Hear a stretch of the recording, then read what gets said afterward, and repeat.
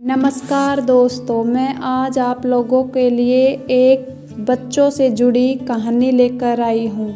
प्राचीन समय में विद्यार्थी गुरुकुल में ही रहकर पढ़ते थे। बच्चे को शिक्षा ग्रहण करने के लिए गुरुकुल में भेज दिया जाता था और बच्चे गुरुकुल के आश्रम की देखभाल किया करते थे और अध्ययन भी किया करते थे। और साहिल को भी सभी की तरह गुरुकुल भेज दिया गया। वहाँ आश्रम में अपने साथियों के साथ घुलने मिलने लग गया, लेकिन वह पढ़ने में बहुत ही कमज़ोर था। गुरुजी की बात कोई भी उसे कम समझ में आती थी, इस कारण सभी के बीच वह उपहास का कारण बनता। उसके सारे साथी अगली कक्षा में चले गए, लेकिन वो आगे नहीं बढ़ पाया। गुरुजी ने भी आखिरी हार मानकर उसे बोल दिया, बेटा साहिल, मैंने सारे प्रयास करके देख लिए हैं। अब यही उचित होगा कि तुम यहाँ अपना समय बर्बाद मत करो।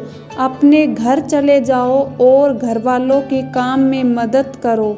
साहिल ने भी सोचा कि शायद विद्या मेरी किस्मत में नहीं है और भारी मन से गुरुकुल से घर के लिए निकल गया। दोपहर का समय था। रास्ते में उसे प्यास लगने लगी।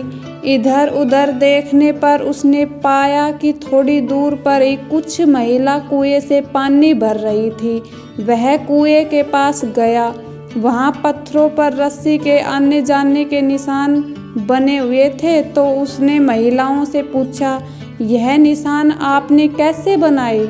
तो एक महिला ने जवाब दिया, बेटे, यह निशान हमने नहीं बनाए, यह तो पानी खींचते समय इस कोमल रस्सी के बार बार आने जाने से ठोस पत्थर पर भी ऐसे निशान बन गए।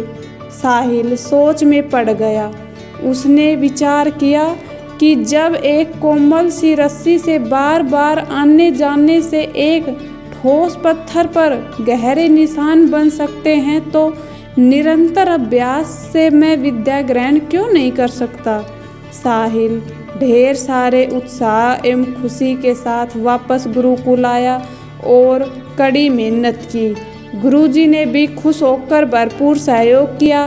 कुछ ही साल बाद यही मंदबुद्धि बालक साहिल आगे चलकर संस्कृत व्याकरण का महान विद्वान बना और फिर जिसने लघु सिद्धांत कौमुदी, मध्य सिद्धांत कौमुदी आदि की रचना की। शिक्षा, इससे हमें यह शिक्षा मिलती है दोस्तों, अभ्यास की शक्ति का तो कहना ही क्या है, यह आपके हर सपने को पूरा करेगी।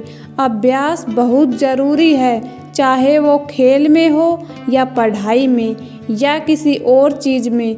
बिना अभ्यास के आप सफल नहीं हो सकते। अगर आप बिना अभ्यास के केवल किस्मत के भरोसे बैठे रहोगे, तो आखिरी में आपको पछतावा के सिवा और कुछ हाथ नहीं लगेगा। इसलिए अभ्यास के साथ धैर्य, परिश्रम और लगन रखकर आप अपनी मंजिल को पाने के लिए जुट जाइए और हमारे चैनल को लाइक एंड सब्सक्राइब प्लीज़ ज़रूर कर दीजिए।